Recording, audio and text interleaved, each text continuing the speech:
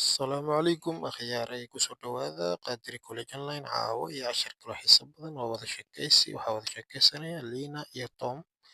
Lina waxay tiri haay haye Tom haye how are you sidee tahay?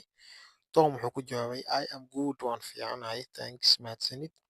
Did you finish ma dhamaystirtay your homework shaqadii guriga aad kusoo sameynaysay? Lina waxay tiri yes haa waan dhamaystiray it was easy. It was waxay ahayd easy mid fudud. Do you want ma rabtaa to play inaad ciyaarto football kubadda cagta inaad ciyaarto later hadhow? Tom wuxuu yiri sure haa waa hubaal but laakiin my ball kubaddayda is flat way aarya baxday. Do you have one mid ma haysataa kubad ma haysaa aan ku ciyaaro? Lina waxay tiri yes haa meet me ima waa ila kulan at the park beerta at 4 p.m. 10 saac galabnimo markay tahay beeraha lagu soo damaashaado ayaa waxaa la dhahaa park. Tom wuxuu yiri okay haye see you then aan is aragno xilligaas see you aan is aragno then xilligaas ha lagu arko. Lina waxay tiri bye.